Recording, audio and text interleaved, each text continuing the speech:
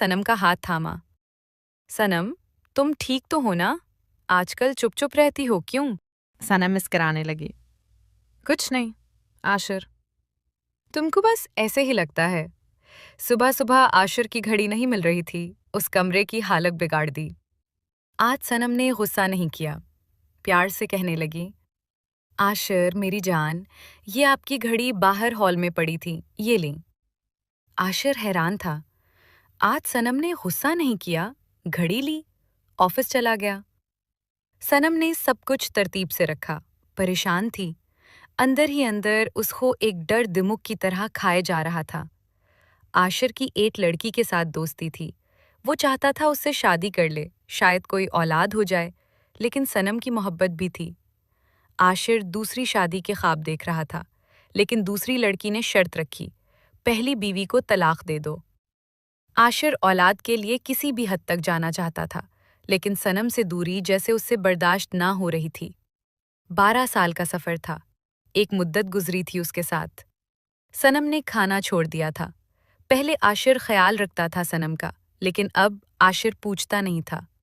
सनम, खाना खाया? कैसी हो? सनम बीमार हो गई थी, बहुत कमज़ोर हो चुकी थी। वो सोच रही थी, आशिर आएगा और तलाक दे देगा। एक दिन वो जब उस लड़की ने कहा था ना, अपनी पहली बीवी को तलाक दे दो, आशिर का दिल कांप उठा था। सनम को तलाक? ये नहीं मैं कर सकता।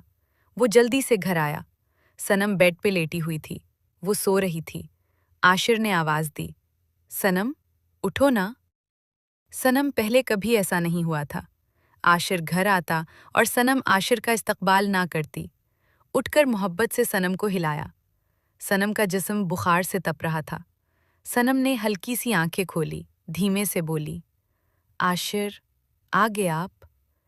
आशिर ने काफ़ी दिन बाद महसूस किया, सनम की हालत काफ़ी ख़राब हो चुकी है, कमज़ोर हो चुकी है, काफ़ी। आशिर ने सनम की आंखों में देखा। आंखों के गिर्द सियाह हल्के बन गए थे। दिल फट सा गया आशिर का। सनम, पागल क्या हुआ? तुमको ये क्या हालत बना रखी है तुमने? सनम ने आशिर की गोद में बच्चों की तरह मुंह छुपा लिया।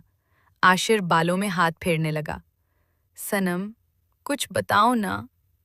सनम रोकर बोली, आशिर, वादा करो ना मुझसे। आशिर का हाथ पकड़ा। कैसा वादा सनम? सनम उदासी में बोली, आशिर, मुझे तलाक ना देना, कभी मुझे छोड़कर ना जाना। आप आप चाहे उस लड़की से शादी कर लो, उसके साथ रहो,